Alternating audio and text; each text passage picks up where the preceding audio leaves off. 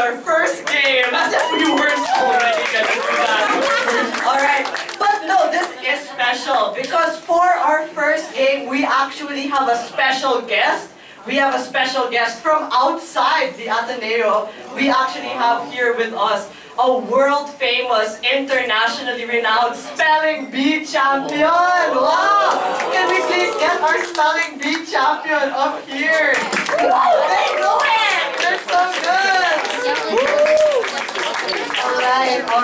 Alright. So, yes. So, this is our internationally renowned, very awarded, highly critically acclaimed spelling bee champion. And they can spell any single word that you ask for, and they can give you its definition, they can use it in a sentence, they can do it all. So can I please have 3 of the advanced members to come up front first to demonstrate just how good we are. Wow, thank you so much. So from the audience, may I please ask, can you give us a word that you learned in grade school? Pyramid. Corner. From the back? Grounded. In grade school, in grade 1 specifically. The early years. Alright, I heard bees. We're gonna get bees. Alright.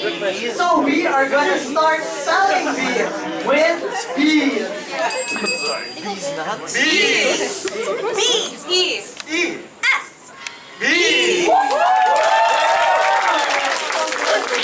Alright, can I please ask our wonderful spelling bee champion, can you please use the word bees in a sentence?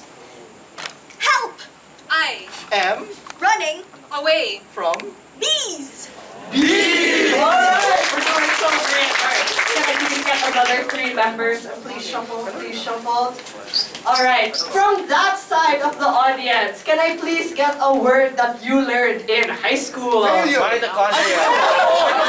horse. Flabbergasted. Flabbergasted? Sure, flabbergasted. Alright, so this is spelling bee now with flabbergasted. Flabbergasted. F. L A B. B. E. R. G A S. T. E. E. Flabbergasted. Alright. May I please ask for you to define, to give me the definition, what does flabbergasted mean? It is a word That means That. I am not amazed. flabbergasted. That is indeed what flabbergasted means. So good. Okay, our remaining advanced members, please join and please shuffle your order once again. Alright, specifically from the back rows, can I please get a word that you have learned in college? Can you please say that again? Carcinoma? Carcinoma! Alright, thank you so much! So, alright, we're good? This is spelling bee with carcinoma. Carcinoma. C. A. R I. N C I Carcinoma.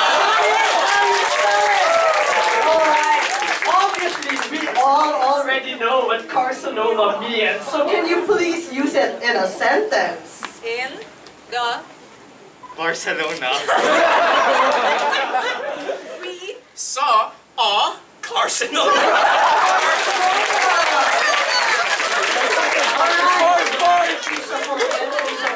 As I mentioned earlier, our spelling bee champion is internationally renowned.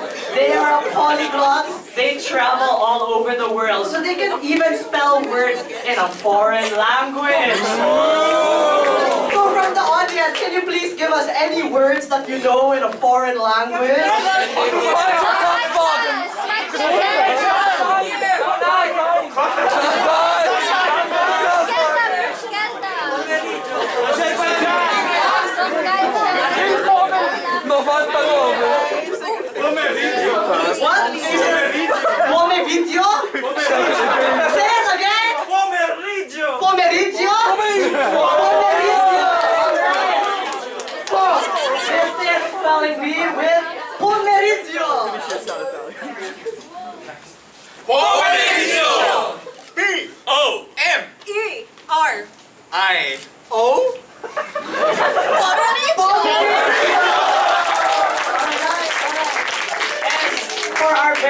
last word, may I please ask our wonderful spelling bee champion to use pomeriggio in a sentence? 2